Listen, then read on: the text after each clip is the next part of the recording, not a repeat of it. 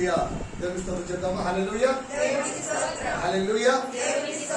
So ఏం అంశం ధ్యానిస్తున్నాం ఒక్కసారి జ్ఞాపకం తెప్పించి మరలా ఈరోజు దేవుడు మనతో ఏం మాట్లాడబోతున్నాడో రాసుకోండి చాలా మంచిగా. ఎందుకంటే ఎన్నో మంచి మంచి విషయాలు దేవుడు చెప్పాలని ఆలోచిస్తున్నాడు మనందరికి కూడా. సో మనం ధ్యానిస్తున్న అంశం ఏంటి? యేసు ఒక్కడే అలా చెప్పండి, గట్టిగా చెప్పండి. యేసు ఒక్కడే, ఆయన మాత్రమే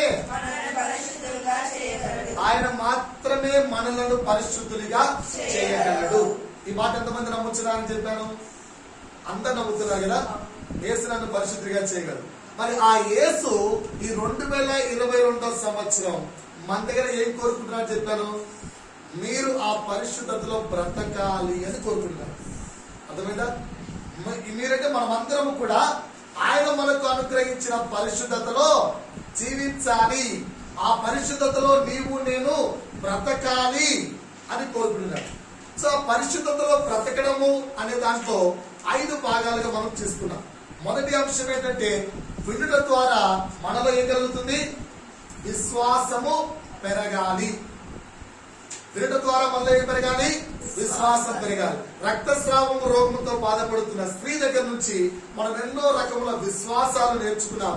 ఆ స్త్రీ ఎలాగైతే విశ్వాసాన్ని పెంచుకొని అమ్మా నీ విశ్వాసమును బట్టి నీవు స్వస్థత పొందావు అని సాక్ష్యాన్ని పొందుకుందో, మనము కూడా క్రీస్తు గురించి ప్రతి వారం వింటున్నాం, ప్రతి రోజు వింటున్నాం, ప్రతిసారి వింటున్నాం. వినడం ద్వారా ఏం కలగాలి? విశ్వాసం కలగాలి. కలిగిందా? సో మొదటి అడుగు పైకి వచ్చేసాం. రెండో అడుగు ఏంటి? ఆ యొక్క స్థిరమైన విశ్వాసంలో దేవుని పట్ల మనకేం కలగాలి? అంగీకారము కలగాలి. ఎస్, ఈయన నా యొక్క దేవుడు, ఈయన నన్ను సృజించిన వాడు, ఈయన నన్ను పరిశుద్ధుడిగా చేసిన వాడు, ఈయన నాకు బలము, ఈయన నాకు సమస్తము. పాటలో పాడుకున్నాం కదా. ఏం పాడుకున్నాం? ఒంటరిగా ఉన్నా, చీకటిలో ఉన్నా, కష్టాల్లో ఉన్నా, బాధల్లో ఉన్నా ప్రేమించే దేవుడట. గొర్రె పిల్ల మనసు అంట అయింది. పాడుకున్నావా? అందరూ హృదయాంతరంగంలో వచ్చి పాడారా కదా. రెండో ఆ స్టేజ్ నుంచి అంటే క్రీస్తు నావాడు అని అంగీకరించుకున్న తర్వాత మూడవ విషయంలోకి వెళ్ళాం. అంగీకారంతో పాటు క్రీస్తు వాడిగా నిన్ను నీవు ధృవీకరించుకోవాలి. క్రీస్తు వాడిగా నిన్ను నీవు ధృవీకరించుకోవాలంటే తండ్రి కుమార పరిశుద్ధాత్మ నామములో నీవు నీట మునిగిన బాప్తిసము తీసుకొని నేను క్రీస్తు వాడను, I belongs to my lord. ఓకేనా? నేను నా క్రీస్తు వాడను అని నిన్ను నీ గురించి చెప్పుకోవాలి. సో 4వ అంశం ఏంటి? ఆ విధంగా ధృవీకరించుకున్న తర్వాత క్రీస్తుతో సహవాసము చేయాలి. ఏం చేయాలి? అలా చెప్పండి. క్రీస్తు ఏం చేయాలి? సో ఇప్పుడు మనందరం ఏం చేస్తున్నాం? క్రీస్తుతో సహవాసం చేస్తున్నాం. సహవాసం చేసేటప్పుడు మొట్టమొదట ఏం కలుగుతాయని చెప్పాను? సహవాసం చేసిన వెంటనే ఐశ్వర్యాలు వస్తాయి, సహవాసం చేసిన వెంటనే ఉద్యోగం వస్తుంది, సహవాసం చేసిన వెంటనే బిజినెస్ బాగా జరుగుతుంది, సహవాసం చేసిన వెంటనే గర్భఫలాలు తెరపడతాయి, సహవాసం చేసిన వెంటనే అనారోగ్యం నుంచి స్వస్థతలు వస్తాయి, సహవాసం చేసిన వెంటనే ఏమవుతుంది? నీ మాటకు అధికారం వస్తుంది. సహవాసం చేసిన వెంటనే నువ్వేం చెప్తే జరిగిపోతుంది. కరెక్టా? సహవాసం చేసినట్టు ఏమొస్తుందని చెప్పాను? క్రీస్తుతో సహవాసము మొదలు పెట్టిన వెంటనే ఏం జరుగుతుంది? అనేకమైన శ్రమలతో ప్రారంభమవుతుంది. ఓకేనా? అనేకమైన శ్రమలతో ప్రారంభమవుతుంది. కరెక్టే కదా.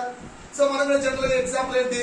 కొత్తగా సంవత్సరానికి ఒక ఇంటికి వెళ్ళేటప్పుడు స్త్రీ ఆమె అనుకుంటుంది, నేను మా అత్తగారింటికి వెళ్తున్నాను, ఎన్నో గొప్పగా ఉంటాయి, ఇక్కడ నా భర్త ఉంటాడు, ఓ నా ఫ్యామిలీ అది చాలా బాగుంటుందని ఆశతో వెళ్తుంది కదా.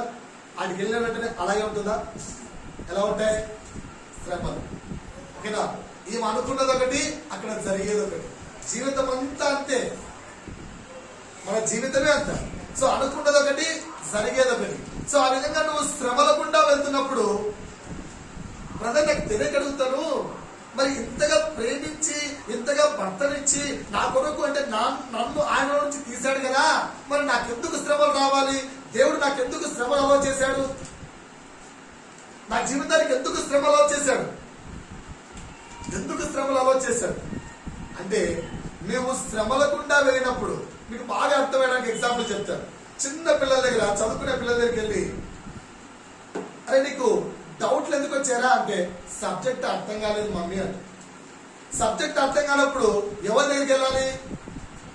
టీచర్ దగ్గరికి వెళ్ళాలి. మరి టీచర్ దగ్గరికి వెళ్ళి అడగచ్చు కదరా, నాకు భయం మమ్మీ, సార్ అంటే నాకు భయం, టీచర్ అంటే నాకు భయం.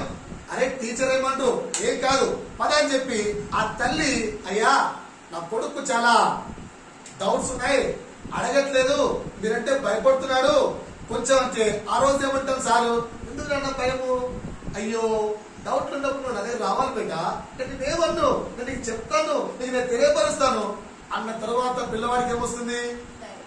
సార్ దగ్గర మీద ఒక కాన్ఫిడెన్స్ వస్తుంది, భయం తొలగిపోయి ప్రేమ పెరుగుతుంది. సో ఆ తర్వాత ఆ యొక్క స్టూడెంట్ టీచర్ తో ఒక మంచి సంబంధం ఏర్పడుతుంది. ఆ తర్వాత తల్లి, ఏంట్రా ఈ మధ్య నీకు డౌట్ రావట్లేదు? My sir is explain.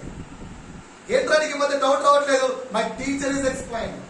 ఆత్మీయ జీవితంలో కూడా నీవు ఎప్పుడైతే పెళ్లి చేసుకొని కొత్త ఇంటికి వెళ్తావో, ఆ ఇంట్లో కూడా సమస్యలు లేవనుకో, నీవు నీలాగే ఉంటావు కానీ మార్పు నందో. ఎప్పుడైతే సమస్యలు నీకు అత్త రూపంలో నుంచో, లేదా తోడికోడల రూపంలో నుంచో, లేదా ఇంకొక దగ్గర నుంచో, లేదా పనుల ద్వారానో సమస్యలు నీ జీవితంలోకి వచ్చినప్పుడు నీకేమర్థం అవుతుంది తెలుసా? ఈ సమస్యలు నాకు సమాధానం ఇచ్చే ఒకడు కావాలి. ఒక్కడు భర్త. సో అప్పుడు భర్త దగ్గరికి వెళ్తుంది భార్య. సో వారిద్దరి మధ్య ఏం ఏర్పడుతుంది? ఒక అన్యోన్యమైన ఒక మంచి సహవాసం. అప్పుడు భార్య జీవితంలో భర్తకు ఒక మంచి ప్రాధాన్యత కలుగుతుంది. ఎస్, నా జీవితానికి నా భర్త ఒక మంచి విలువ. అర్థమవుతుందా? ఆ విధంగా ఆత్మీయ జీవితంలోకి వచ్చినప్పుడు శ్రమల గుండా నువ్వు వెళ్తున్నావు అంటే నువ్వు ఎవరి దగ్గరికి వెళ్తావు? ఇంత బాధ ఏంటంటే, లోకానుసారంగా చిన్నపిల్లవాడిగా ఉన్నప్పుడు శ్రమల దగ్గరికి వెళ్తే ఎవరి దగ్గరికి వెళ్ళావు? టీచర్ దగ్గరికి వెళ్ళావు. సో నీకు ప్రాధాన్యత ఎవరుగా మారిపోయారు? టీచర్ ప్రాధాన్యత. అదే పెద్ద అయిపోయి లైఫ్ ను ప్రారంభించినప్పుడు సమస్యలు వస్తే ఎవరి దగ్గరికి వెళ్ళావు? భర్త దగ్గరికి వెళ్ళావు. నీకు ప్రాధాన్యత ఎవరు? భర్త మారిపోయాడు. ఆత్మీయ జీవితంలోకి వచ్చేసరికి కష్టాలు, సమస్యలు ఏమైనా వచ్చినప్పుడు ఎవరి దగ్గరికి వెళ్తున్నావు అంటే, సమాధానకర్త దగ్గరికి వెళ్ళక సమాధానకర్తకు పనివాడి దగ్గరికి వెళ్తున్నావు. లాజిక్ అర్థమవుతుందా? నీ యొక్క ప్రతి సమస్యకు సమాధానకర్త ఎవరు? యేసు. ఆయన నీ జీవితంలో ప్రాధాన్యంగా మారిపోవాలి. ఆయన నీ జీవితంలో విలువైన వాడిగా మారిపోవాలి. ఆయన నీ జీవితంలో బలమైన వాడిగా మారిపోవాలి. ఆయన నీకు బహు ప్రాధాన్యమైన వాడిగా మారిపోవాలి. కానీ మనం ఏం చేస్తున్నాం? ఆ సమాధానకర్త దగ్గరికి వెళ్ళకుండా ఆ సమాధానకర్తకు పనివాడి మేము మా దగ్గరికి వచ్చి, పాస్టర్ గారు అయ్యా ఇంకా ఎక్కువ మాట్లాడితే వినయంతో చేతులు ఒక్కడము, ఎందుకు ఇవంతా? మేము కూడా మీలాంటి వారమే. ఈ యొక్క ఆత్మీయ జీవితంలో ఇలా చేస్తాం. కానీ మేమేం చెప్తున్నాం? అయ్యా మేము మీలాంటి వారమే, మా దగ్గర ఏమీ లేదు, మీరు ఎవరి దగ్గరికి వెళ్ళాలి? చెప్పండి, ఎవరి దగ్గరికి వెళ్ళాలి? ఎవరి దగ్గరికి వెళ్ళాలి? ఎవరి దగ్గరికి వెళ్ళాలి? సృష్టికర్త అయిన యేసయ్య దగ్గరికి వెళ్ళాలి. సో సమస్యల గుండా నడిచినప్పుడు నీ సమస్యకు ఆయన సమాధానం కనుక నీ జీవితంలో క్రీస్తు ప్రాధాన్యమైన వాడిగా మారిపోవాలి. ఇది రెండో మాట. నువ్వు క్రీస్తుతో సహవాసంలో నడుస్తుంటే ఏం జరుగుతుంది? క్రీస్తు ప్రాధాన్యమైన వాడిగా మారిపోతాడు. క్రీస్తు చాలా ప్రాధాన్యమైన వాడిగా మారిపోతాడు. ఎప్పుడైతే నువ్వు జీవితం జీవిస్తున్నావో నీ జీవితంలో భర్త బహు ప్రాధాన్యమైన వాడిగా మారిపోతాడు. నేను తినాడా? నేను నా భార్య అడుగుతున్నాడు, ఏమమ్మా మెసేజ్ పెట్టలేదు, నన్ను మర్చిపోయావా? ఓకేనా? నా భార్య నాతో రిప్లై ఇస్తుంది, నా ప్రాణం పోయే వరకు నేను మర్చిపోను. అర్థమవుతుందా? ఓకేనా? సో ఎప్పుడైతే నువ్వు సమస్యల గుండా వెళ్తూ వస్తావో నీ సమాధానకర్త ఎవరు? నీ బలం ఎవరు? నీకు సమాధానం ఇచ్చేది ఎవరు? యేసు. కనుక ఆ వ్యక్తి నీ జీవితంలో ప్రాధాన్యంగా మారిపోతాడు. సో సహవాసంలో నడిచేటప్పుడు రెండవ అడుగు ఏంటంటే క్రీస్తు మనకు ప్రాధాన్యంగా మారాలి. మారుతున్నాడా? క్రీస్తు మనకు ప్రాధాన్యంగా మారుతున్నాడా? ఒక్కసారి 15 అంశాలు చెప్తారు. ఈ 15 అంశాలు మనలో ఉండాలి దేవుడు కోరుకుంటున్నాడు. ఈ 15 అంశాలు మనలో ఉంటే మనం క్రీస్తుకు ప్రాధాన్యత ఇస్తున్నాం. అర్థమవుతుందా? అందరూ నా వైపు చూస్తూ ధ్యానంగా వినాలి. ఈ 15 అంశాలు మనలో ఉంటే మనం క్రీస్తుకు ప్రాధాన్యత ఇస్తున్నాం అంటే క్రీస్తు సహవాసంలో నడుస్తున్నాం అని అర్థం. సో ఒక్కొక్కటిగా చెప్తాను, రాసుకోండి. మొదటి మాట ఏంటి? ఆయనతో సమయం నీకు ప్రాధాన్యంగా మారిపోవాలి. ఆయనతో సమయం. మొదటిది ఏంటి? ఆయనతో సమయం నీకు నాకు ప్రాధాన్యంగా మారిపోవాలి. ఆ సమయం అనే పాయింట్ ను బాక్స్ లో పెట్టుకోండి. ఆయనతో సమయం ఎలా మారిపోవాలి? ప్రాధాన్యంగా మారిపోవాలి. ఒక్కసారి మత్తయి సువార్త 22వ అధ్యాయము, మత్తయి సువార్త 22వ అధ్యాయము 15, 16 వచనాలు చదవమా. మత్తయి సువార్త 22వ అధ్యాయము 15, 16 వచనాలు. అప్పుడు పరిసయ్యులు వెళ్ళి మాటలలో ఆయనను చిక్కుపరచవలనని ఆలోచన చేయుచు, బోధకుడా, ఒకసారి మళ్ళీ చదవమ్మా. బోధకుడా, క్రీస్తు ఎవరట? అందరూ నా వైపు చూడండి. క్రీస్తు ఎవరట? సత్యవంతుడు. Yes, good. ఇక్కడ క్రీస్తు యొక్క లక్షణాలు ఎవరు చెప్తున్నారు?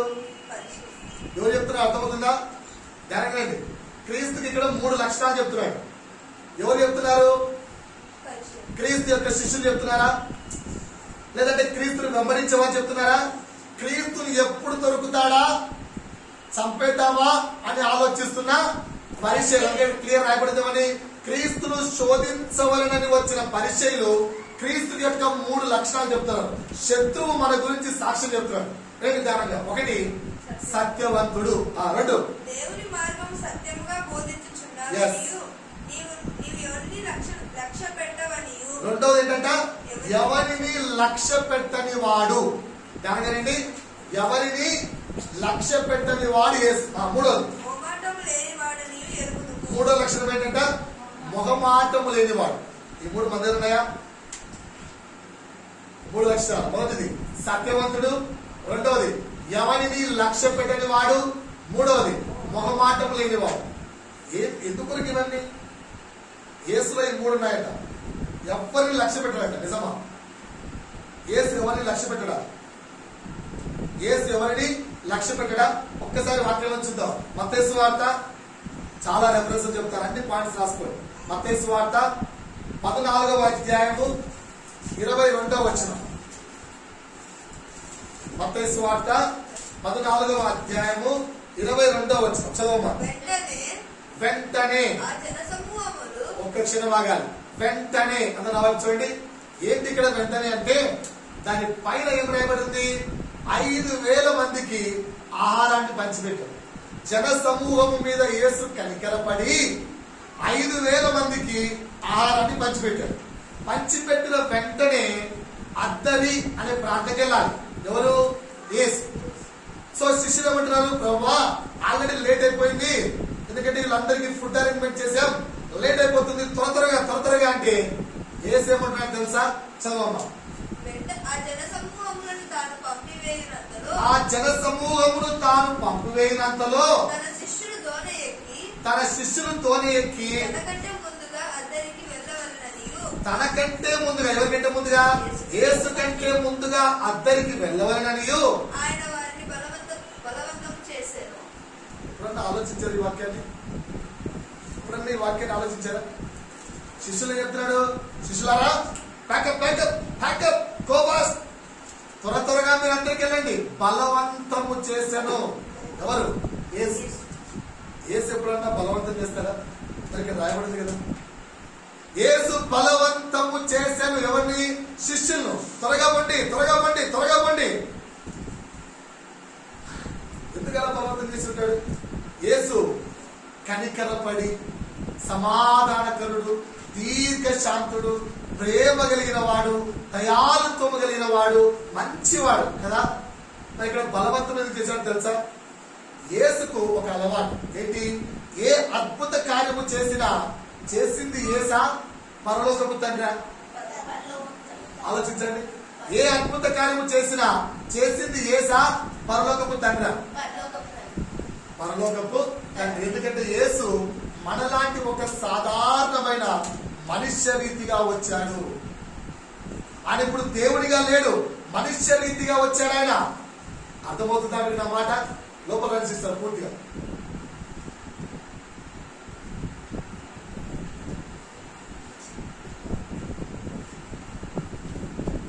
ఒకసారి నా వైపు ధ్యానం చేయండి. ఈ కాంటెంట్ మీకు అర్థం కావాలి. ఏంటి? యేసు దేవుడై ఉన్నాడా? మనలాగా మనిషి ఉన్నాడా? మనిషే కదా. సో అక్కడ ఏ అద్భుత కార్యం ఏం చేశాడు?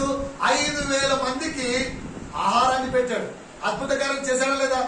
మరి అద్భుత కార్యం చేసింది యేసా పైన తండ్రి? తండ్రి చేశాడు. కనుక యేసుకు అలవాటు ఏంటంటే ఏ అద్భుత కార్యం చేసిన తండ్రి నన్ను ఇక్కడ మహిమపరిచావు కదా, నువ్వు తండ్రి నా ద్వారా ఈ కార్యం చేసావు కదా, తండ్రి నీవు నన్ను వాడుకున్నావు కదా అని కార్యము జరిగిన వెంటనే తండ్రికి కృతజ్ఞతలు చెప్పుట, కార్యము జరిగిన వెంటనే తండ్రికి కృతజ్ఞతలు చెప్పుట యేసు యొక్క అలవాటు. సో ఆల్రెడీ లేట్ అయిపోయింది. శిష్యులు ఏమంటున్నారు? ప్రభు ఎంత వెళ్దాం. కానీ శిష్యులు యేసు లక్ష్య పెట్టాడా? నో. కావాలంటే ముందు మీరు వెళ్ళండి, ముందు మీరు వెళ్ళండి, ముందు మీరు వెళ్ళండి. నేనైతే నా తండ్రికి కృతజ్ఞతలు చెల్లించిన తరువాత వస్తాను. నువ్వు నేను ఎలా ఉన్నా అందుకంటున్నాడు ఇక్కడ. ఎవరిని లక్ష్యం పెట్టాడు ఆయన. పిలిచింది ఎవరు? శిష్యులు. బలవంతం చేసినారా? శిష్యులకు యేసు దగ్గర చదువు ఎక్కువ ఉంటుంది కదా. ఎస్ఐయా రండి పోదాం. మీరు రాకుంటే ఎట్లా? మీరు రావాల్సిందే, మీరు ఎక్కకుంటే ఎట్లా? మీరు ఓడ ఎక్కాల్సిందే. నాకు తెలుసు. మీరు ఓడ ఎక్కుదంటే బయలుదేరుతా. నువ్వు వస్తావా రావా? పేతురికి ఇంత చనువు ఉంది, కరెక్టే కదా? చనువు ఉందా లేదా? సో మరి ఆ పేతురు ఏం చెప్పిండాలి? నువ్వు ఎక్కుతావా లేదా? ఇప్పుడు నువ్వు ఎక్కుతే బయలుదేరుతా. నేను వెళ్ళను ప్రభువా నువ్వు రాకుంటే అన్నాడా? అలా అన్నాడేమో. అందుకే ఇక్కడ బలవంతం, అయ్యా పేతురు చెప్తే విను పో అని పంపించాడు. అది అర్థమవుతుందా? పేతురును బలవంతం చేసి పంపించడం అంటే అదే. అంటే అర్థం ఏంటి ఇక్కడ? యేసు శిష్యులను గాని పరిచయులు గాని తన వారిని గాని తల్లిని గాని తండ్రిని గాని తండ్రి తరువాత వారందరికీ ప్రాధాన్యత ఇచ్చేవాడు. మొట్టమొదటి ప్రాధాన్యత ఎవరికి? తండ్రితో సమయం గడపడం ఆయనకి ఇష్టం. అందుకే వేకువజామునే లేచి పెందల కడనే లేచి దేవుని సన్నిధికి ప్రార్థనకి వెళ్ళేవాడు యేసు. యేసు పరిశుద్ధుడు. నాలో ఏదైనా పాపం ఉందని మీరు నిరూపించగలరా అని చెప్పిన పరిశుద్ధుడికి ప్రార్థన అవసరమా? అలాంటి పరిశుద్ధుడికి ప్రార్థన అవసరమా? కానీ ప్రార్థన అంటే ఏంటి? తండ్రితో సమయం గడుపుట. నీకు నాకు ఆ ప్రార్థన జీవితం ఉందా? వేకువజామునే ప్రార్థనా జీవితం ఉందా? వేకువజామునే తండ్రితో సమయాన్ని గడిపే జీవితం ఉందా? వేకువజామునే ఆయనతో సమయాన్ని గడుపుతున్నామా? భలే చెప్తారు బ్రదర్ మీరు. ఎన్ని వర్కులు నేర్పుతున్నావు, ఎన్ని పనులు నేర్పుతున్నావు. ఆ పనులన్నిటికీ జ్వరం వస్తే ఆ పనులన్నిటికి వెళ్తావా? కాలు నొప్పులు వస్తే ఆ పనులకు వెళ్తావా? వాటన్నిటికీ కావాల్సిన బలాన్ని ఇచ్చే సన్నిధి ఏది? నీ సన్నిధేనా బలమని ఎరిగి అనుదినము నీ సన్నిధి నే చేరుతూ. ఆయన సన్నిధి మనకేంట? బలం. పనులు బలం కాదు, ఆయన సన్నిధి బలం. సో మొదటిది ప్రాధాన్యత ఇవ్వడం అంటే తెలుసా? ఆయనతో సమయాన్ని గడపడానికి ప్రాధాన్యత ఇవ్వాలి. ఎంతమందికి ఏకాంత ప్రార్థన అనుభవం ఉంది? ఏకాంత ప్రార్థన అనుభవం ఉందా? రెండవది ఇంకేంటి? కుటుంబ ప్రార్థనకు నువ్వు ఎంత ప్రాధాన్యత ఇస్తున్నావు? ఉపవాస ప్రార్థనకు నువ్వు ఎంత ప్రాధాన్యత ఇస్తున్నావు? సో కుటుంబ ప్రార్థనకు ప్రాధాన్యత అంటే అర్థం ఏంటో తెలుసా? ఆ సమయానికి వీలైన కాడికి నువ్వు ప్రజెంట్ కావాలి. రాత్రి నాకు చాలా బయటికి వెళ్దామని చెప్పి చాలా ఆలోచిస్తున్నాను. చాలా పనులు ఉన్నాయి ఇక్కడ, ఇంకొక ఫ్యామిలీకి వెళ్దామని చెప్పి, ఇంకో ఫ్యామిలీకి వెళ్దామని చెప్పి ఆల్రెడీ అనుకోనున్నాను. కానీ ఇంటికి వెళ్ళాను. 8:10కి నాకు నుంచి ఇంటికి వెళ్ళాను. వెళ్తే నాకు చిన్న కూతురు వచ్చి అంటుంది, డాడీ ముందు డివోర్స్కి వచ్చి కూర్చో, ముందు డివోర్స్కి వచ్చి కూర్చోండి డాడీ, అది అయిపోయినా కాంటాక్ట్గా వెళ్దాం. అప్పుడు అనిపించింది నా కూతురు నాకు దేవుడి స్వార్థ చెప్తుంది. ఈరోజు నేను వెళ్ళి కూర్చోవాలి. నేను అక్కడ కూర్చున్నా. నా డివోర్స్ అయిపోయిన తర్వాత అప్పుడు బయటికి వెళ్ళాను. సో కుటుంబ ప్రార్థనకు ఎంత ప్రాధాన్యత ఇస్తున్నావు? నీ ఏకాంత ప్రార్థనకు ఎంత ప్రాధాన్యత ఇస్తున్నావు? దేవుడు ఈ రోజు మన అందరితో మాట్లాడుతున్నాడమ్మా. నీ కుటుంబ ప్రార్థనకు, నీ ఏకాంత ప్రార్థనకు, అలాగే దేవునితో సమయాన్ని గడపడానికి ఏకాంత సమయం. ఓకేనా? చాలా సార్లు అంటుంటారు, అమ్మా టెన్షన్ పడకు, అలా అలా అలా అలా వెళ్ళొద్దాం. ఓకేనా? అప్పుడప్పుడన్నా వైఫ్ అండ్ హస్బెండ్ సమయం గడపకపోతే ఎట్లా? అలా అలా అలా వెళ్ళొద్దాం. ఓకేనా? అలా అలా అలా ఎప్పుడైనా దేవుని తెల్లావా? అలా అలా అలా ఎప్పుడైనా దేవుని తెల్లారా? ఇలా ప్రభుతో మాట్లాడుకుంటూ ప్రభువా ప్రభువా ప్రభువా హోదోతో అలా మాట్లాడుకుంటే ఏమైనట? కళ్ళు తెచ్చేసరికి దేవునితో ప్రభువా అని చూసేసరికి కింద భూమి మీద వేడు ఎక్కడున్నాడు? దేవునితో నడుస్తూ వెళ్ళను. హానోకు దేవునితో నడుస్తూ వెళ్ళిపోయాడు. నువ్వు ఎప్పుడైనా దేవునితో ప్రభువా అని నడుచుకుంటూ పరవశుడవై వెళ్ళిపోయిన రోజులున్నాయా? దేవునితో కూర్చొని ప్రభువా అని మాట్లాడుకొని ఆ విధంగా లోతైన సహవాసానికి ప్రాధాన్యత ఇస్తున్నామా? దేవుడు ఈరోజు అడుగుతున్నాడు, నీవు నా సహవాసాన్ని కోరుకుంటే ఏకాంత ప్రార్థనకు నువ్వు ప్రాధాన్యత ఇస్తావు. కుటుంబ ప్రార్థనకు ఆ సమయానికి నువ్వు కుటుంబంలోకి రావడానికి ప్రయత్నిస్తావు. ఇదిగో నీవు దేవునితో నడవడానికి ఆ యొక్క సమయానికి ప్రాధాన్యత ఇస్తున్నావా? ఆలోచించుకున్నావా? దేవునితో ఎంత ప్రాధాన్యత ఇస్తున్నావు? రెండవ మాట చెప్తున్నాను. రెండవ మాట, క్రీస్తు మాటలకు ప్రాధాన్యంగా మారిపోతాయి. క్రీస్తు మాటలు నీకు ప్రాధాన్యంగా మారిపోవాలి. రెండో అంశం ఏంటి? మొదటిది క్రీస్తుతో సమయం నీకు ప్రాధాన్యంగా మారిపోవాలి. రెండోది ఏంటి? క్రీస్తుతో మాటలు నీకు ప్రాధాన్యంగా మారిపోవాలి. ఎంతమందికి క్రీస్తు మాటలు ప్రాధాన్యంగా ఉన్నాయి? ఎంతమందికి క్రీస్తు మాటలు ప్రాధాన్యంగా ఉన్నాయి? దేవుడు ఎప్పుడు మాట్లాడతాడు చెప్పండి? ఒకటి, వాక్యము చదువుకున్నప్పుడు మాట్లాడతాడు. రెండు, నువ్వు ఏకాంతముగా కూర్చున్నప్పుడు పరిశుద్ధాత్మ నీ చెవులో మెల్లని స్వరముతో మాట్లాడుతుంటాడు. మూడు, నీవు దారి తప్పిన వేళ నీ దారిని హెచ్చరించడానికి హెచ్చరికలు ఇస్తూ ఉంటాడు. నాలుగు, సంఘములకు వెళ్ళినప్పుడు తన దాసుల ద్వారా నీతో మాట్లాడుతూ ఉంటాడు. ఎంతమంది దేవుడు నాతో మాట్లాడుతున్నాడు, ఆయన మాటలు నాకు ముఖ్యము, ఆయన మాటలు నాకు ప్రాధాన్యమని పరిగెత్తుకుంటూ వచ్చిన వారు ఇక్కడ ఉన్నారు? ధ్యానంగా ఆ మాట ధ్యానంగా నేను చేతులుతున్నా, ఎందుకంటే నేను అలా పరిగెత్తుకుంటూ వచ్చాను.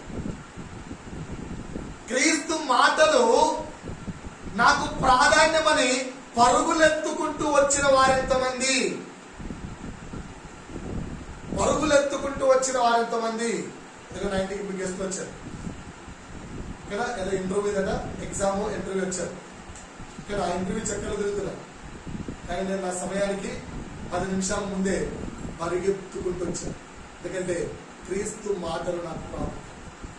క్రీస్తు మాటలు నీకు ప్రాముఖ్యంగా మారిపోయాయా? రెండవ మాట. మూడవ మాట చెప్తున్నాను, రాసుకోండి. రెండవది మాటలు బాక్సులో పెట్టుకోండి. ఇవన్నీ కూడా ప్రాముఖ్యంగా మారిపోవాలి. మూడవది, ఆయన కలయిక నాకు ప్రాముఖ్యం. ఆయన కలయిక నాకు ప్రాముఖ్యం. ఎంతమందికి ఆయన కలయిక ప్రాముఖ్యం? ఆయన కలయిక ఏంటో తెలుసా? క్రీస్తు మనతో ఎప్పుడు కలుస్తాడో తెలుసా? చాలా సార్లు చెప్పాను, క్రీస్తు మనతో 2 సార్లు కలుస్తాడు. ఒకటి, ప్రతి వారము నీవు క్రీస్తు శరీరములకు సాదృశ్యమైన అప్పము ద్రాక్షారసము తీసుకునేటప్పుడు క్రీస్తు నీతో కలుస్తున్నాడు. నువ్వు అప్పము తీసుకునేటప్పుడు నీవు ఇచ్చుచున్న దైవజనుడు చూస్తున్నావేమో, కానీ ఆ దైవజనుడు చేతి నుంచి వస్తున్నది ఏంటో తెలుసా? క్రీస్తు శరీరము.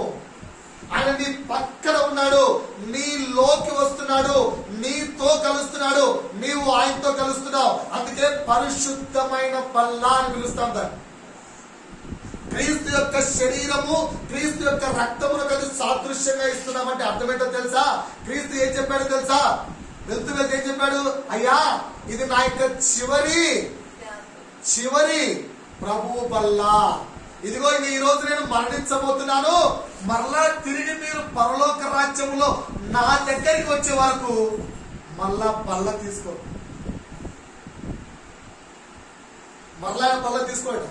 మరలా మనమందరము పరలోక రాజ్యంలో ఆయన రెండవసారి మేఘారూపుడే వచ్చినప్పుడు పరలోక రాజ్యంకి వెళ్తే ఒక పెద్ద బల్ల, ఆ బల్ల చుట్టూ మనమందరం కూర్చొని అక్కడ మనతో పాటు కూర్చొని యేసు బల్ల తీసుకుంటాడు. ఆ బల్లకు నీవు నేను అర్హత ఉండాలంటే పైన చెప్పిన ప్రతి స్టెప్ దాటుకొని ఈ ప్రాధాన్యత అనే స్టెప్పులోకి రావాలి. యేసు యొక్క బల్ల అంత ప్రాధాన్యంగా మారిపోవాలి. ఇదిగో ప్రతి ఆదివారము, యాక్చువల్గా ప్రతి ఆదివారం బల్ల పెడతాం అనుకున్నాను. ఎందుకంటే చిన్న కుటుంబమే అది. ఓకేనా, 50 మంది దాటినప్పుడు 2 వారాలకు ఒకసారి, 100 మంది దాటిపోతే పంచడం కష్టం అవుతుంది కనుక నెలకు ఒకసారి. కేవలం ఉండదు 5 కుటుంబాలు 4 కుటుంబాలే, ప్రతి వారం కూడా క్రీస్తు బల్లను తీసుకోవాలి. కానీ బల్లకు ఎప్పటికీ కూడా మిస్ కావద్దు. బల్ల ఎప్పుడు మిస్ కాకూడదు అంటే ఏమంటున్నాడు? క్రీస్తు కలయిక నీకు ప్రాధాన్యంగా మారిందా? క్రీస్తు కలయిక నీకు ప్రాధాన్యంగా మారాలి. బల్లలో నా క్రీస్తు నాలో భాగస్వామ్యం అవుతున్నాడు అని గ్రహించుకొని ఆ బల్ల నీకు ప్రాధాన్యంగా మారాలి. అర్థమవుతుందా? ఏమి ప్రాధాన్యంగా మారాలని చెప్తున్నాడు, ఒకటి రాసుకోండి. 4వది, ఆయన ఆజ్ఞలు పాటించుట నీకు ప్రాధాన్యంగా మారిపోవాలి. ఏం కావాలి? ఆయన ఆజ్ఞలు. గడిచిన అప్రాక్సిమేట్లీ 5 నెలల నుంచి ఒకటే ఆజ్ఞ వింటున్నాం. 5 నెలల నుంచి ఒకటే ఆజ్ఞ వింటున్నాం. ఆ ఆజ్ఞ చెప్పే వ్యక్తి మొట్టమొదటి మాట ఈ వారు చెప్తాడు. ఈరోజు మరి నిన్నటి వారము చెప్పిన ఆజ్ఞను పాటిస్తున్నారా అని చెప్తాడు. నవ్వుతున్నాడు. ఆజ్ఞ ఏంటో మీకు కూడా చెప్తాను. మరి మనం పాటిస్తున్నామో లేదో చెక్ చేసుకోండి. దేనిని గూర్చి చింతించకుడి, అది ఆజ్ఞ. నాకు దేనిని గురించి చింత లేదు బ్రదర్, ఉన్నారా? చేస్తున్నారా? దేనిని గురించి చింత లేదు. క్రీస్తు ఆజ్ఞ అంటే చిన్న మాట చెప్తాను. యేసు మాటలు ఆజ్ఞలుగా మారిపోయాయా? ఆజ్ఞలు యేసుగా మారిపోయాడా? మళ్ళీ యేసు మాటలు ఆజ్ఞలుగా మారిపోయాయా లేదా మాటలు ఆజ్ఞ అసలు యేసయ్యాడా? అర్థమవుతుందా? యేసు మాటలు మనకు ఆజ్ఞలుగా మారిపోయాయి. ఆయన ఇచ్చిన ప్రతి మాట కూడా ఒక ఆజ్ఞ. ఆయన ఇచ్చిన ప్రతి మాట నీ జీవితానికి నా జీవితానికి ఒక ఆజ్ఞ అయినప్పుడు ఆయన ఎన్నో ఆజ్ఞలు ఇచ్చాడు. ఎన్ని ఇచ్చాడు నీకు? ప్రతి ఆజ్ఞ కూడా అమ్మా దుఃఖపడకము, అమ్మా రేపటి గురించి చింతించకు, అయ్యా రేపు ఏం జరుగుతుందో దిగులు పడకు, అమ్మా నీ చింత యావత్తు నా మీదవే, అయ్యా నీ కన్నీరు నేను తుడుస్తాను, అమ్మా నీ రాకపోకలేదని నీకు తోడుగా ఉంటాను, అయ్యా ఇదిగో నువ్వు నడిచే ప్రతి స్థలములో నిన్ను నా భుజస్కంధముల మీద పోస్తాను, ఇదిగో నా రెక్కల చాటు నిన్ను కప్పుతున్నాను. ఇన్ని మాటలు అని చెప్తుంటే మనకు విశ్వాసము లేక, మనకు నమ్మకము లేక, ఆయన మాటలకు మనం ప్రాధాన్యత ఇవ్వక, ఆయన ఆటలకు మనము ప్రాధాన్యత ఇవ్వక లోకం మనకు నచ్చుతూ ఉందండి. అర్థమవుతుందా? లోకం మనకు నచ్చుతూ ఉంది, రంగుల లోకము నచ్చుతుంది. ఆయన మాట యందు విశ్వాసం తగ్గిపోతుంది. ఆయన మాట యందు విశ్వాసం తగ్గిపోతుంది. ఎంతమందికి ఆజ్ఞలు గుర్తున్నాయి? ఎంతమందికి ఆజ్ఞలు గుర్తున్నాయి? ఎంతమందికి ఆజ్ఞలు గుర్తున్నాయి? ఎంతసేపు ఉన్న ఆజ్ఞలు అంటే మనం 10 అనుకుంటున్నాం. ఏంటి? నీ దేవుడు తప్ప వేరేది దేవుడు నీకు ఉండకూడదు, పైగా భూమి ఏందే కానీ భూమి కింద నీళ్ళ ఏందే కానీ నరహత్య చేయకూడదు, దొంగలించకూడదు, వ్యభిచరించకూడదు, నీ పొరుగు అని దాన్ని ఆశించకూడదు. వీటన్నిటికీ ఎక్స్పాన్షన్ ఇచ్చాడు ఎవరు? యేసు. వాటన్నిటి చెప్తూ చివరికి అంటున్నాడు, రేపటిని గురించి రేపు చింతిస్తుంది, నువ్వు చింతించకు, నేను నీకు తోడుగా ఉన్నాను. నువ్వు చింతించక నేను నీకు తోడుగా ఉన్నాను. నువ్వు నేను విశ్వాసం ఉంచలేదు, దేవుని మాట పట్ల మనము ప్రాధాన్యతనివ్వలేదు, ఆయన ఆజ్ఞలకు మనం ప్రాధాన్యత ఇవ్వలేదు. కుమారుడా నీవు నా యందు నమ్మిక కలిగి ఉండు, నమ్మిక లేకుండా ఉన్నా. కుమారుడా ఇదిగో నువ్వు నీ సత్క్రియల ద్వారా నన్ను మహిమపరచలేకపోతున్నా.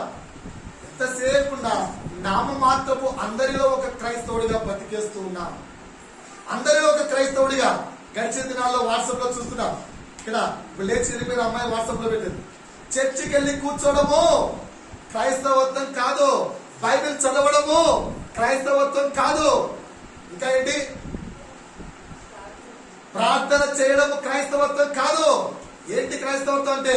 క్రీస్తును ధరించుకొనుట. ఒక పాటలో రాసుకున్న విధంగా క్రీస్తును ధరించుకోవాలి. సో ఆయన ఆజ్ఞలు ఏం కావాలంటే మనకు, ఆయన ఆజ్ఞలు మనకి ఏం కావాలి? మొదటి ప్రాధాన్యతగా మారిపోవాలి. కనుక ఆజ్ఞలు ధ్యానంగా చదవండి. ఆజ్ఞలు అంటే ఏం చెప్పాను? 10 మాటలు కాదండి. ఆజ్ఞలు అంటే ఏంటి? యేసు నోటి నుంచి వచ్చిన ప్రతి మాట ఆజ్ఞ. యేసు నోటి నుంచి వచ్చిన ప్రతి మాట ఆజ్ఞ.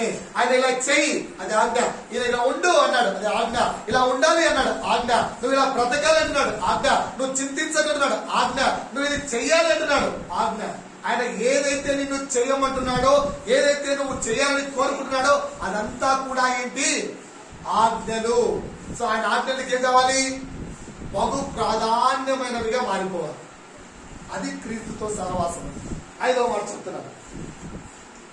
5వ మాట, శ్రమలకు ప్రాధాన్యత ఇవ్వక, దేనికి ప్రాధాన్యత ఇవ్వాలి? శ్రమలకు ప్రాధాన్యత ఇవ్వకుండా యేసు సన్నిధికి ప్రాధాన్యత ఇవ్వాలి. ఎంతమంది రెడీగా ఉన్నారు? శ్రమలకు ప్రాధాన్యత ఇవ్వకుండా యేసు సన్నిధికి ప్రాధాన్యత ఇవ్వాలి. చెప్తారు ఒకసారి చూడండి. లూకాసు వార్త 10వ అధ్యాయము 38 నుంచి 40 వరకు. లూకాసు వార్త బాగా ధ్యానం వినాలి అందరూ. లూకాసు వార్త 10వ అధ్యాయము 38 నుంచి 40 వరకు. అంతటా వారు అంటే యేసు యొక్క జనాంగం, శిష్యులు ప్రయాణమై వెళ్ళుచుండగా ఆయన ఒక గ్రామములో ప్రవేశించెను. ఏం చేశాడు? ఒక గ్రామంలో ప్రవేశించాడు. మార్తా అను ఒక స్త్రీ ఆయన తన ఇంట చేర్చుకొని, ఆ గ్రామంలో లాజరు, మార్తా, మరియా ఈ ముగ్గురు ఉండే ఒక కుటుంబం ఉంది. ఆ కుటుంబంలో మార్తా ఏం చేసింది? ఎసయ్యా, మా ఊరికి వచ్చావు కదా, నా ఇంటికి రా. ఏం చెప్తుంది? మా ఊరికి వచ్చావు కదా, నా ఇంటికి రా అని పిలిచింది. ఎవరు పిలిచారు? మార్తా. మళ్ళీ చదువుకొస్తారు. ఎవరు పిలిచారు? మార్తా అను ఒక స్త్రీ ఆయనను తన అందరి ఇంట పేరు చెప్పండి ఒకసారి. మార్తా. పక్కన చెప్పండి. మార్తా ఇంటికి పిలిచారు చెప్పండి. ఎవరు పిలిచారు ఇంటికి? చెప్పట్లేదు, మీరు పక్కన చెప్పట్లేదు, చెప్పాలి. మార్తా యేసును ఇంటికి పిలిచింది. మార్తా కదా, రైట్. చదవమ్మా ఇప్పుడేదో. ఆమెకు మరియా అను సహోదరి ఉండెను. చాలమ్మా. ఆమెకు ఎవరు ఉన్నారు? మరియా అనే సిస్టర్ ఉంది, చెల్లి. మరియా అనే చెల్లి ఉంది. మీలో ఎంతమంది రెడీగా ఉన్నారు ఇప్పుడు క్రీస్తుని పిలవడానికి ఇంటికి? నా ఇంటికి రమ్మని క్రీస్తుని పిలుస్తా. పిలిస్తే దేవుడు వస్తాడు. ఉంటే చెల్లెత్తచ్చు. నా ఇంటికి క్రీస్తు రావాలి. ఎంతమంది పిలుస్తారు? నా ఇంటికి క్రీస్తు రావాలి. ఎంతమంది పిలుస్తారు? సో ఇప్పుడు మీరందరూ పాడతారు. రెడీయా? మీరందరూ చెప్పట్లేదండి. మీరందరూ ఎవరు? పక్కకి చెప్పండి. నేను మార్తా అని చెప్పండి. బాగా చెప్పాలి. నేను మార్తా అని చెప్పండి. చెప్పండి. మార్తా కాదు, నా పేరు మార్తా. Okay, right. చెప్పారా? చదవండి అమ్మ మంచిగా. మార్తా విస్తారమైన పని పెట్టుకొనుట చేత ఏం చేసింది మార్తా? విస్తారమైన పని పెట్టు అంతా నా వైపు చూడట్లేదు. మార్తా ఏం చేసిందట? విస్తారమైన పని పెట్టు మార్తా విస్తారమైన పనుల్లో బిజీ అయిపోయి తొందరపడి ఆయన యొద్దకు వచ్చి ప్రభువా నేను ఒంటరిగా పని చేయుటకు అందరూ సంఘం వచ్చుకోవాలి. మార్తా ఏం చెప్తుంది? యేసుకి వచ్చి ప్రభువా నేను ఒక్కదాన్ని కష్టపడి పని చేస్తుంటే నా చెల్లి మరి ఏం చేస్తుంది? నీ దగ్గర కూర్చొని ఉంది. నువ్వు నా చెల్లికి చెప్పవా? అమ్మా మరియా, అక్క ఒక్కది కష్టపడుతుంది కదమ్మా, వెళ్ళి హెల్ప్ చేయని చెప్పు. మీరందరూ ఎవరు? చెప్పండి. మీరందరూ ఎవరు? మాట్లాడుతున్నారు అంటే క్రీస్తుని పిలిచారు. కానీ ఇక్కడ ఏం జరిగిందో అర్థమవుతుందా? మార్తా ఏమో లోకపు పనుల్లో బిజీగా అయిపోయింది. కానీ చెల్లి మరియా ఏం చేస్తుంది? క్రీస్తు పాద సన్నిధిలో కూర్చొని ఉంది. కానీ అందుకని చెప్పి బిజీ అయిపోయిన మార్తా వచ్చి చేస్తున్నది, అయ్యా నేను కష్టపడి పని చేస్తుంటే నా చెల్లి నీ దగ్గర కూర్చొని ఖాళీగా ఉంది. స్వామి, నీ దగ్గర కూర్చొని ఖాళీగా ఉంది, నీ సన్నిధిలో కూర్చొని ఉంది. చెప్పొచ్చు కదా, అక్క కష్టపడుతుంది, పోయి కొంచెం హెల్ప్ చేయమని చెప్పొచ్చు కదా. ఏసు ఏం చెప్పాడో విందా. చెప్పమ్మా. ఏసు అంటాడు మార్తా మిమ్మల్ని పిలుస్తున్నాడు. ఏసు దాని వింటున్నారా? మార్తా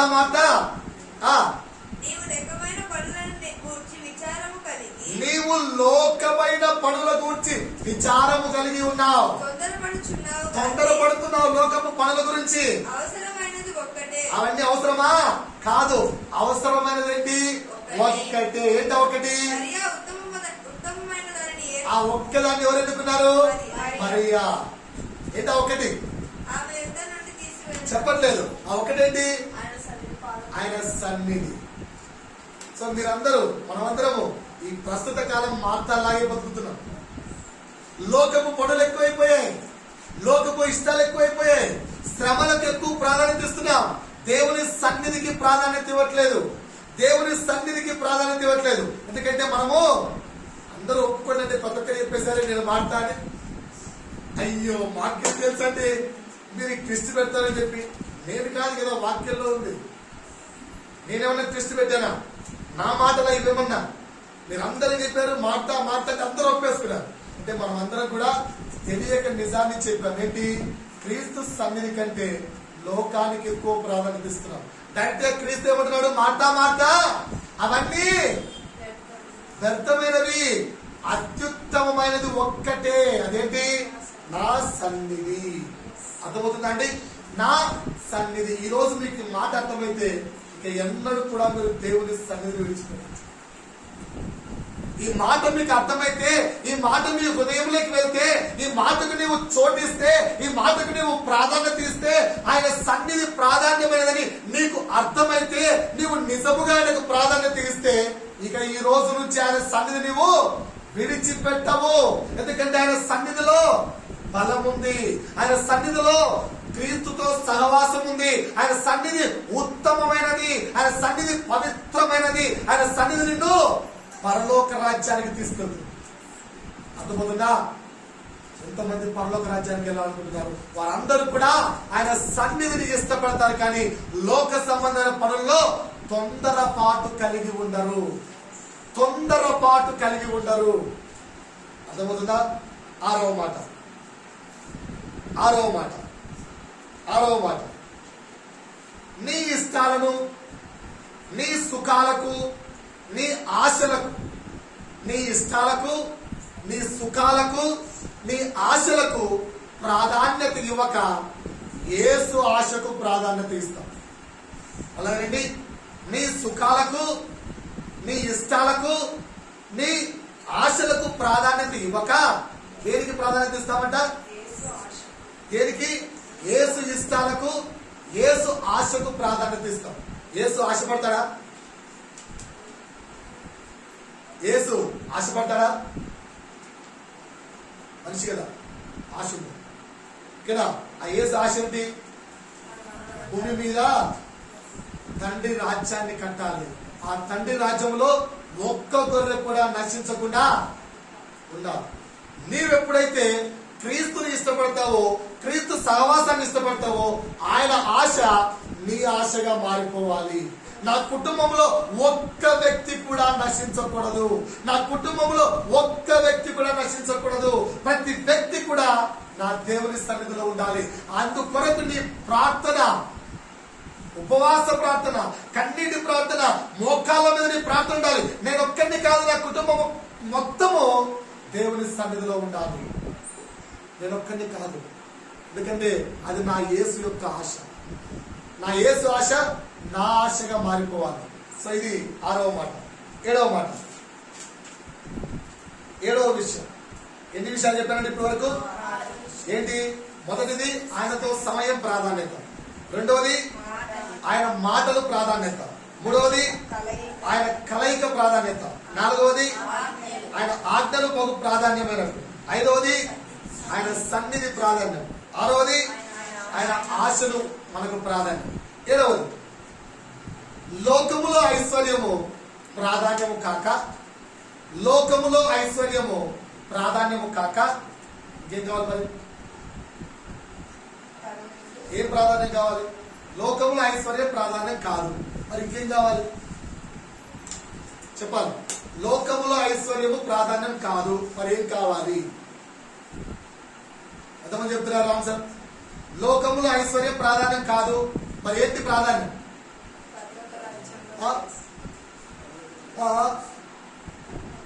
ఏది ఐశ్వర్యం, ఏది ప్రాధాన్యం కావాలి? క్రీస్తులో ఐశ్వర్యము ప్రాధాన్యం కావాలి. రాసుకో. లోకములో ఐశ్వర్యము ప్రాధాన్యము ఇవ్వక క్రీస్తులో ఐశ్వర్యమునకు ప్రాధాన్యం ఇవ్వాలి. ఎవరు చెప్పారు ఈ మాటలు? నేను చెప్పే ప్రతి మాట బైబిల్లో నుంచే ఇస్తున్నాడు. ఏది కొత్తగా ఒక్క మాట కూడా తేవట్లేదు. నా సొంత జ్ఞానంతో రాసిన మాట ఒక్కటి కూడా లేదు, అన్ని బైబిల్ నుంచి తీశారు. సో లోకములో ఐశ్వర్యమునకు ప్రాధాన్యం ఇవ్వక, ఎవరిలో ప్రాధాన్యం ఇవ్వాలి? క్రీస్తులో ప్రాధాన్యం ఇవ్వాలి. ఒకసారి పేతురు మనలాంటి కదా, ఒక తొందర ఎక్కువ. సో క్రీస్తు దగ్గరికి వెళ్ళి ఒక రిక్వెస్ట్ చేసుకున్నాను. ఎస్ఐయా, ఏంటి పేతురు, నేనంటే నీకు చాలా ఇష్టం కదా. అవును పేతురు, నువ్వంటే నాకు చాలా ఇష్టం. చిన్న రిక్వెస్ట్ చేస్తాను, నువ్వు కాదనకుండా ఒప్పుకోవాలి. ఏసన్నాడంట. యేసుకి ఆల్రెడీ ఏం రిక్వెస్ట్ చేస్తాడో కూడా తెలుసు కదా, హృదయాంతరంగా మెరిగిన వాడు. కరెక్టా రా?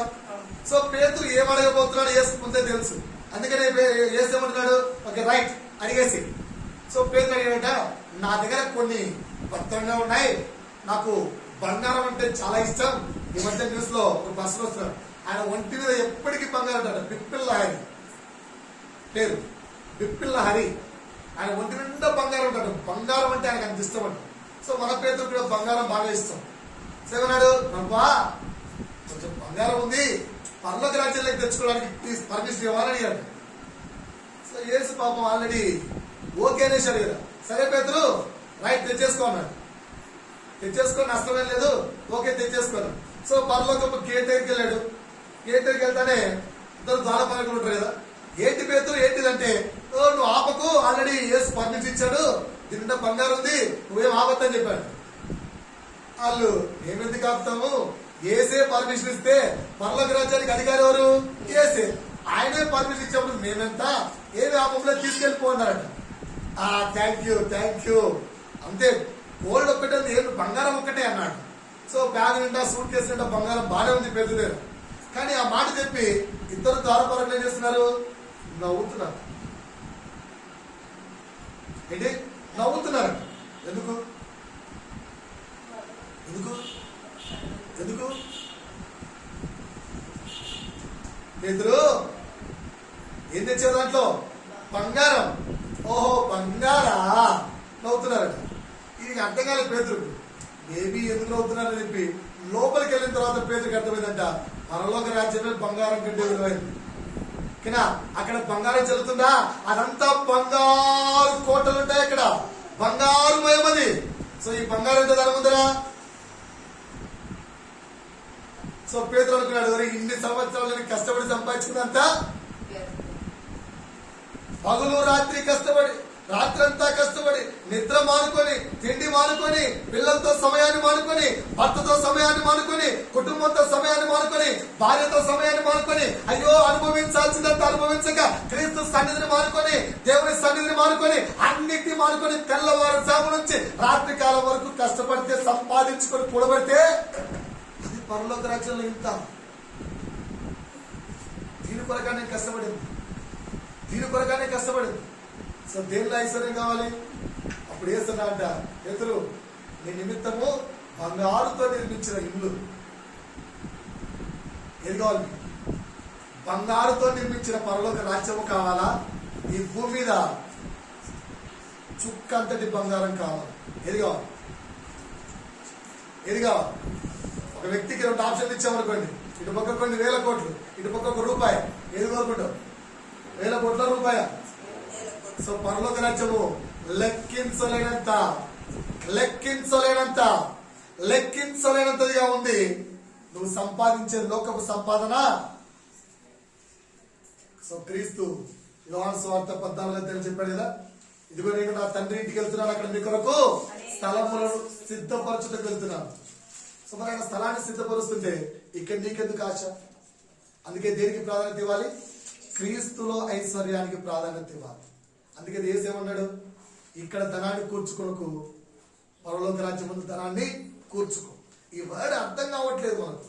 వాక్యాన్ని రోజు వింటున్నాం, ప్రతిరోజు వాక్యం మాట్లాడుతుంది మనతో, ప్రతిరోజు దేవుడు మాట్లాడుతున్నాడు, అది అర్థం కావట్లేదు. పరుగులెత్తుతున్నాం. దేవుని సన్నిధి కంటే లోకపు సంపాదన ప్రాముఖ్యం కాకూడదు. 8వ మాట, లోకము అధికారము కంటే, చెప్పాలి, లోకపు అధికారము ప్రాధాన్యత కాకూడదు. ఏం కావాలి మరి? లోకపు అధికారము ప్రాధాన్యత కాకూడదు. ఏం కావాలి చెప్పాలి మీరు? లోకములో అధికారము ప్రాధాన్యత కాకూడదు. మరి ఏది కావాలి? ఏది కావాలి? సౌలు తెలుసా మీ అందరికి? బైబిల్లో గ్రేట్ పర్సనాలిటీ కదా సౌలు. లోకంలో అధికారే కాదా? ఇజ్రాయేల్ జనాంగాలందరినీ ఊచకోత కోయడానికి, నరికేయడానికి పర్మిషన్ తీసుకున్న రోమా అధికారి పర్మిషన్ తీసుకొని కూర్చోలేడు. ఎవరు? సౌలు. సౌలుగా బ్రతకడానికి ఇష్టపడ్డా? సౌలు పౌలుగా మారడానికి ఇష్టపడ్డాడు? పౌలు ఎవరు?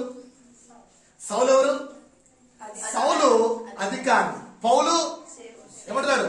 నేను క్రీస్తు నిమిత్తము వెర్రివాడను, నేను క్రీస్తు నిమిత్తము ప్రేమ ఖైదీని, నేను క్రీస్తు నిమిత్తము బానిసను, క్రీస్తు పనివాడిని, స్వాతంత్రము లేని వాడిని. ఏది ఎక్కువ అండి? లోకపు అధికారం ఎక్కువ, క్రీస్తు నిమిత్తము పనివాడిగా బ్రతకడం ఎక్కువ. దేనికి ప్రాధాన్యత ఇద్దాం? చెప్పండి ఒకసారి. పక్కన అడగండి, దేనికి ప్రాధాన్యత ఇస్తారు? లోకంలో పవర్ కావాలా? క్రీస్తు పనివాడిగా పేరు కావాలా? అడగండి. పక్క వ్యక్తి అడగండి ఒకసారి. నీకు ఏది కావాలి అడగండి. ఎవరు ఏం చెప్పారా సార్? ఏం చెప్తావన్నా నువ్వు ఇట్లా నన్ను చెప్తే? ఒక్క పాయింట్ అన్నా మార్పులు వస్తాయేమో. ఇప్పుడు 8 పాయింట్లు చెప్పావు, ఒక్కటన్నా మా జీవితంలో ఉంటదేమో. దేవునికి ప్రాధాన్యత నేను కూడా ఇస్తున్నాం అనుకుందామంటే 8కి 8 పాయింట్లు లేవాయే. సన్నిధి అంటే సమయం అంటే తక్కువైపోయి గడపలేకపోతున్నాం, మాటలు అంటే ఇనలేకపోతున్నాం. అరే సరే కలయికనగలుగుతామంటే ఎప్పుడో అప్పుడప్పుడు పళ్ళ తీసుకుంటున్నాం. సరే ఆజ్ఞలన్నా పాటిస్తున్నామంటే అసలు లేదాయే. సరే పోతే పోయింది ఆయన సన్నిధిలో గడుపుతున్నామంటే అది కూడా పోయే. సరే ఏసు ఇస్తాము, ఏసు ఆశలు నెరవేరుస్తున్నామంటే మా కుటుంబంలోనే రక్షణ లేని వాళ్ళు చాలా మంది ఉన్నారాయే. సరే 7వది క్రీస్తులో ఐశ్వర్యం కలిగి ఉన్నామా అంటే అది కూడా లేదు. మరి 8వదన్నా ఉంటుందంటే ఏమంటున్నాం? లోకపు అధికారాన్ని ఇష్టపడుతున్నాం కానీ క్రీస్తు పనివాడిగా బ్రతకడానికి ఇష్టపడట్లేదు.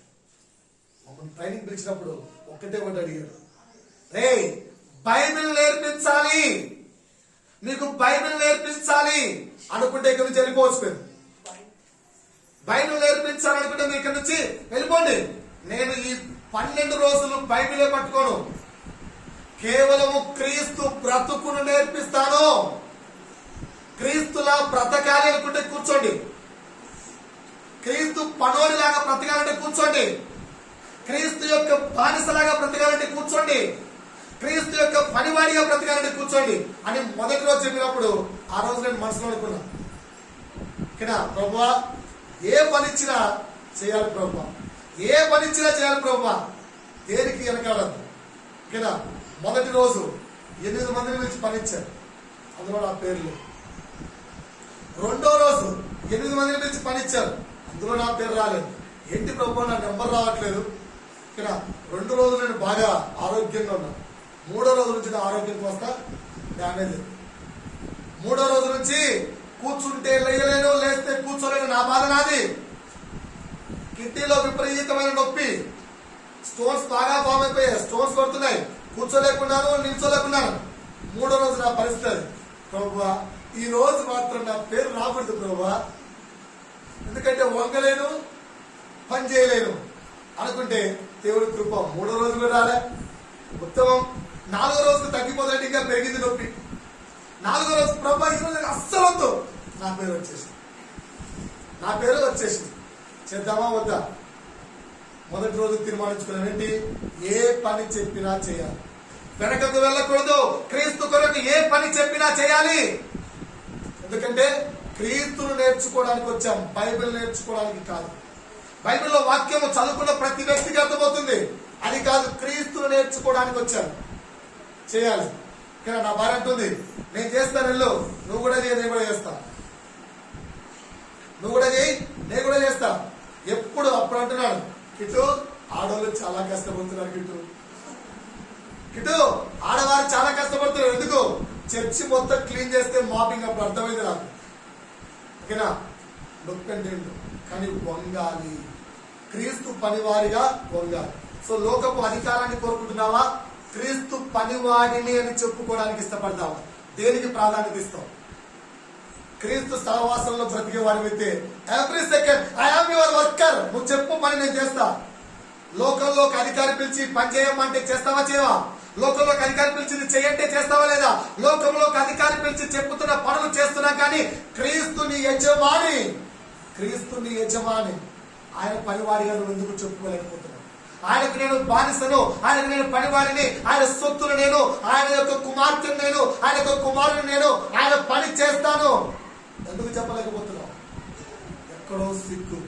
క్రీస్తు పని నిమిత్తము బ్రతకలేకపోతున్నాం, క్రీస్తు పని నిమిత్తము ముందు రాలేకపోతున్నాం. ఈరోజు ఆరాధన చేసుకుంటూ ఒక దుఃఖంతో దేవుని అడుగుతున్నాం, ప్రభా వెళ్ళేటప్పటికి ఒక 10 మంది కనిపిస్తున్నారు ప్రభా, వాక్యం చెప్పేటప్పటికి ఆరాధించేసరికి ఒక్కరు లేరు ప్రభా. నిన్ను ఆరాధించడానికి ఒక్కరు లేరు ప్రభా. 10 నుంచి 12 అని చెప్పాను, నీ ఆరాధనకు ఒక్కరు లేరు, నీ ఆరాధనకు ఒక్కరు లేరు. పైకి 4 కుటుంబాల్లా కనిపిస్తున్నాయి, 5 కుటుంబాల్లా కనిపిస్తున్నాయి, నీ ఆరాధనకు ఒక్కరు లేరు ప్రభా అంటున్నాడు. మనుషులు లేకపోతే పోనీరా, దేవదూతలు అక్కడ పెడతాను, నువ్వు ఆరాధించు. కానీ దేవుడు దేవదూతల ఆరాధన కోరుకుంటున్నాడా? నీ ఆరాధన కోరుకుంటున్నాడా? చెప్పండి చెప్పండి ఒకసారి. దేవుడు ఎవరి ఆరాధన కోరుకుంటున్నాడు? దేవదూతలు నిత్యము నిత్యము నిత్యము కొనియాడుతూనే ఉంటాయి. దేవుడు కోరుకుంటున్నది నీ ఆరాధన. అవసరమైతే సండే రాత్రి 4 గంటలకు లేయండి, లేదంటే 2కే లేయండి, పనులు కాకపోతే. ప్రార్థన అయిపోయిన తర్వాత కాబట్టి వెళ్ళి పడుకో. 10కి దేవుణ్ణి ఆరాధించడానికి నీ గుండె ఇక్కడ సిద్ధంగా లేకపోతే, నీ మనస్సు దేవుణ్ణి ఆరాధించడానికి సిద్ధంగా లేకపోతే, దేని నిమిత్తం నువ్వు ఉన్నావు? క్రీస్తు పనివాడిగా బ్రతకడానికా, లేదంటే ఒక అధికారిగా ఉండడానికా? ఒక అధికారి చెప్తే పని చేస్తున్నావు, ఒక వ్యక్తి చెప్తే పని చేస్తున్నావు. నిన్నటి దినాడ స్కూల్లో ఆడుకుంటున్నావు, ఒకసారి వచ్చిరా ఈ పని చేయరా, ఓకే సార్ పని చేస్తున్నావు. క్రీస్తు పనికేమో ప్రభా, క్రీస్తు ప్రభా, ప్రభా ఎందుకు చెప్తున్నావు ఈ సాకులను? ప్రభా బాగా అలసిపోయావు ప్రభా, నిద్ర. ఎన్ని రోజులు సాకులు చెబుతాం, క్రీస్తును ఆరాధించలేకపోతున్నాం, క్రీస్తు మాటలు వినలేకపోతున్నాం, క్రీస్తు యొక్క పనివారిగా మనం ఎందుకు బ్రతకలేకపోతున్నాం? ఆ పనికి జీతం ఉందని తెలుసా? పరలోక రాజ్యం ఆ పనికి జీతం అని మనకు తెలుసు కదా, మరి ఎందుకు బ్రతకలేకపోతున్నాం? ఏది ప్రాధాన్యంగా మారిపోయింది సహోదరుడా సహోదరి రోజు? ఏది ప్రాధాన్యంగా మారిపోయింది సహోదరుడా సహోదరి రోజు? లోకంలోని అధికారమా, లోకంలోని పని, క్రీస్తు పని? లెక్క చూసుకోవాలి. 9వది తనకంటే ఇతరుల క్షేమం, ఇతరుల రక్షణ ప్రాధాన్యత కావాలి. నీకంటే ఇతరుల క్షేమం, ఇతరుల లక్ష్యం, ఇతరుల రక్షణ నీకు ప్రాధాన్యంగా మారిపోవాలి. అర్థమవుతుందా? నీకంటే ఇతరుల యొక్క క్షేమం, ఇతరుల యొక్క రక్షణ మనకేం కావాలి? ప్రాధాన్యంగా మారిపోవాలి. ఎంతమందికి సువార్త చెప్పారు ఇప్పటి వరకు? ఎంతమందికి సువార్త చెప్పారు ఇప్పటి వరకు? పోయిన వారం కాక అటు పోయిన శనివారం, ప్రభువా ఈ వారం నాకు క్లాస్ లేదు, నేను స్కూల్లో ప్రేయర్కి ఖచ్చితంగా వెళ్తాను, ఈరోజు మీ మాటలు చెబుతాను, నాకు సహాయం చేయ ప్రభువా. మార్నింగ్ నుంచి ప్రేయర్ చేసుకుంటున్నా, ఓకేనా? కరెక్ట్ గా 3:30 ఇక 3:45కి ప్రేయర్ స్టార్ట్ అయిందంటే గంట ముందు ఏమో ఫోన్ చేసి అర్జెంట్ గా నాకు బాగాలేదు బయలుదేరి వచ్చేసాను.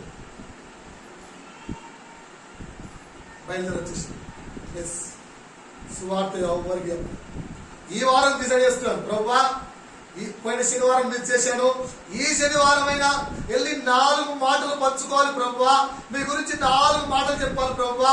ఏ ఒక్క ఆత్మకైనా ఆ 4 మాటలు ప్రభువా కార్యం చేస్తే ప్రభువా ప్రభువా ప్రభువా అన్నాడు. 4 అవుతుంది, ఎవరు ప్రేయర్ వినలే. ఏంటప్ప ఎవరు వినట్లేదు చెప్పి టీచర్, ఎవరు ప్రేయర్ వినట్లేదు, ప్రేయర్ లేదా అంటే ఈ వారం ప్రేయర్ ఒక్కటే చేసుకున్నాను సార్, వాక్యాన్ని క్యాన్సిల్ చేశారు.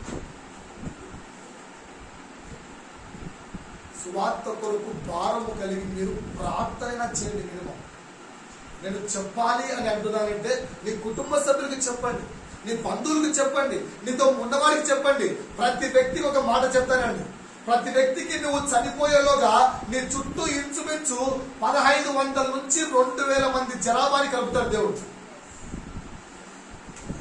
1500 నుంచి ఎంతమంది? 2000 మంది. బ్రదర్, మీ సంఘంలో జనాభా ఎంత? మీ సంఘంలో జనాభా ఎంత? మీ సంఘపు జనాభా ఎంత తెలుసా? 1500 to 2000. నీవు సంఘము పెడితే, క్రీస్తు సువార్త చెబితే నీ సంఘములో వచ్చే జనాభా 1500 నుంచి 2000 మంది. జానీ, నీ సంఘంలో జనాభా ఎంత తెలుసా? నీ సంఘంలో జనాభా 2000. ఇక్కడ పైకి వెళ్ళిన తర్వాత క్రీస్తు ఈ 2000 జనాభా నీకు ఇచ్చాను. నీ జీవిత ఆయుష్కాలము 70 సంవత్సరాలు ఇచ్చాను. నీకు 2000 మంది జనాభాని ఇచ్చాను. ఈ 2000 మందికి నా గురించి చెప్పావా? నా గురించి చెప్పావా? పాస్టర్ సతీష్ కుమార్ గారికి 1,00,000 మందిని ఇచ్చినచ్చు, కానీ ఆ 1,00,000 మందికి సాక్ష్యం ఆయన చెప్పుకోవాలి. కానీ నీకైతే మినిమం 2000 మందిని ఇస్తాడు. ఆ 2000 మందికి నువ్వు స్వార్థ చెప్పాలి. అందుకే మొట్టమొదటి పాయింట్ చెప్పారు, యేసు సత్యవంతుడు, ఎవరిని లక్ష్య పెట్టని వాడు, మొహమాటము లేనివాడు. మనలో ఈ 3 ఉండకూడదు. అర్థమవుతున్నాయా? అర్థమవుతున్నాయా? సో ఏం కోరుకోవాలి? నీకంటే ఏది ఇష్టపడాలి? నువ్వు నీకంటే ఇతరుల రక్షణ నీకు ప్రాధాన్యంగా మారిపోవాలి. చివరి 10వ మాట చెప్తున్నాను. 10వ మాట, శరీర సుఖాల కంటే ఆత్మ భారం ప్రాధాన్యంగా మారిపోవాలి. శరీర సుఖాల కంటే ఏం ప్రాధాన్యంగా మారిపోవాలి? ఆత్మ భారం. శరీర సుఖాల కంటే ఏది ప్రాధాన్యంగా మారాలి? ఆత్మ భారం. పడుకుందాంలే, ఇంకొంచెం సేపు నిద్రపోదాంలే. ఎక్కడుంది మాటలు? ఎక్కడుంది? సామెతలు. పిల్లలు సండే స్కూల్ వింటున్నారు కదా, అందుకని బాగా గుర్తున్నాయి. ఎక్కడున్నాయి? సామెతలు 6వ అధ్యాయంలో ఉన్నాయట. ఇంకొంచెం పడుకుందాంలే, ఇంకొంచెం కురుకు పాటేద్దాంలే, కొంచెం లేట్ గా వెళ్దాంలే, అప్పుడే తొందరేంటి, ఇంకొంచెం సేపు ఆలోచిద్దాం, ఇప్పటికి ఇంకా ఆరాధన ప్రారంభమైనదిలే, కేవలం స్తుతులు మాత్రమే చెప్తుంటారులే, వాక్యం ప్రారంభమైనదిలే అనుకుంటున్నామా? శరీరాన్ని ఒక్కసారి అడగండి, అనుకుంటున్నామా లేదా? ఏం చేయాలి? దేవుడు ఏం కోరుకుంటున్నాడు? ఇవన్నీ హెచ్చరికలు ఇస్తుంటే దయచేసి హెచ్చరికలు నావిగా తీసుకోకండి. క్రీస్తు మీ దగ్గర నుంచి రూపాంతరాన్ని కోరుకుంటున్నాడు. క్రీస్తు మీ దగ్గర నుంచి మార్పును కోరుకుంటున్నాడు. క్రీస్తు మిమ్మల్ని హెచ్చరించు అని నాకు చెప్తున్నాడు. ఎందుకంటే నా హెచ్చరికను నీవు స్వీకరించిన సమయాన నీవు మారు మనసు పొందినట్లయితే సంతోషప్రాయంగా నీవు ఆత్మీయ జీవితాన్ని గడుపుతావు. నా మాటలకు మారు మనసు పొందినప్పుడు యేసే నేర్పించడం మొదలు పెడితే, యేసు నేర్పడం మొదలు పెడితే దాక్కోవడానికి చోటు ఉండదు, తప్పించుకోవడానికి అవకాశం ఉండదు, పరుగులెత్తడానికి స్థలం ఉండదు. అర్థమవుతుందా? దాక్కోవడానికి చోటు ఉండదు, తప్పించుకోవడానికి అవకాశం ఉండదు, పరుగులెత్తుదామంటే స్థలం ఉండదు. కనుక నేను నేర్పిస్తున్నాను. ఎవరు? క్రీస్తు పనివాడిగా మేము నేర్పిస్తున్నప్పుడు సహోదరుడా సహోదరి హృదయాంతరంగంలోకి వాక్యాన్ని తీసుకోవాలి. హృదయాంతరంగంలోకి క్రీస్తు మాటలు తీసుకోవాలి. మన బ్రతుకు క్రీస్తు కొరకే నేర్చుకోవాలి. ఈ రోజు తెల్లవారుజామున ప్రార్థిస్తున్నప్పుడు దేవుడు జ్ఞాపకం తెప్పిస్తున్న మాట, కుమారుడా ఈ రోజు నీకు ఇచ్చాను అంటే నువ్వు రోజులాగా ఆలోచించడానికి కాదు. కొత్తగా పాట పాడుతున్నాడు నా భార్య అంటుంది, ఈరోజు ఈయన కొత్త పాట పాడుతున్నాడు. ఆ మాట ఏంటో తెలుసా? నేడు నిన్నలా ఉండకూడదు, నేడు నిన్నలా ఉండకూడదు, నేడు క్రీస్తులా కొత్తగా ఉండాలి. అర్థమవుతుందా అండి? ఈ రోజు నిన్నలాగుంటే అది సర్దిది. ఎవరైనా అన్నాన్ని నిన్నటి అన్నాన్ని ఈరోజు తింటారా? మళ్ళీ కూర్చొని సర్దివాసన వస్తుంది, చెడిపోయింది, తింటారా? దాన్ని అలా ఓపెన్ చేస్తేనే స్మెల్ వచ్చేస్తుంది చెడిపోయినట్టుగా. తినేస్తామా? ఏమైంది? మన వయసే కదా, మన డబ్బులే, మనం వండుకున్నవే, తినచ్చు కదా. తినం, మనము డబ్బులు పెట్టినా తినం. కనుక ఈ రోజు మాత్రం నిన్నలా ఉండాలని ఎందుకు అనుకుంటున్నావు? నిన్నటి సర్ది రోజులాగా ఎందుకు ఉండాలనుకుంటున్నావు? ఈ రోజు దేవుడు నీకు కొత్తగా ఇచ్చాడు. అర్థమవుతుందా సిస్టర్? ఈ రోజు నీకు దేవుడు కొత్తగా ఇచ్చాడు. నీవు దేవుల్లో కొత్తగా ఆలోచించాలని ఇచ్చాడు. నీవు దేవుల్లో కొత్త అనుభవాన్ని తీసుకోవాలని ఇచ్చాడు. నీవు దేవునితో కొత్తగా నడవాలని ఇచ్చాడు. నువ్వు దేవునితో కొత్తగా ప్రేమలో పడాలని ఇచ్చాడు. ఈ రోజు దేవుడు నీకు అందుకు ఇచ్చాడు. అర్థమవుతుందా? అది గ్రహించక ఇంకా పాత సర్ది జీవితమే నడుస్తున్నా. సో అర్థమైందంటున్నాడు. మొత్తం 10 విషయాలు చెప్పాను. దేని యందు ప్రాధాన్యత ఉంచాలి. ఒకసారి మరలా వాటన్నింటినీ రివైండ్ చేస్తున్నాను. ధ్యానంగా నా వైపు చూడండి, నాతో పాటు చెప్పండి. మొదటిది ఆయనతో సమయానికి ప్రాధాన్యత ఇవ్వాలి. చెప్పండి ఒకసారి. దేనికి? ఆయనతో సమయానికి ప్రాధాన్యత ఇస్తాను. ఆయన మాటలకు ప్రాధాన్యత ఇస్తాను. ఆయనతో కలయికకు ప్రాధాన్యత ఇస్తాను. ఆయనతో కలయికకు ఎక్కువ ప్రాధాన్యత ఇస్తాను. ఆయన ఆజ్ఞలకు ప్రాధాన్యత ఇస్తాను. ఆయన సన్నిధికి ప్రాధాన్యత ఇస్తాను. ఆయన ఇష్టాలకు ప్రాధాన్యత ఇస్తాను. ఆయనలో ధనికుడిగా ఉండడానికి ప్రాధాన్యత ఇస్తాను. క్రీస్తు పనివాడిగా బ్రతకడానికి ఇష్టపడతాను. ఇతరుల రక్షణ కొరకు ప్రాధాన్యత ఇస్తాను. ఆత్మ భారముతో ప్రాధాన్యత కలిగి ఉంటాను. దేవుని చిత్తమైతే ఇంకొక 10 వచ్చే వారం చెప్తాను. ఏమి ప్రాధాన్యత కలిగి ఉండాలి. సో ఈ 10 మాటలు దేవుడు మన జీవితంలో తన కృపను బట్టి నెరవేర్చును కాక. ఆమేన్. ప్రభు యొక్క బలలో పాల్పంచు.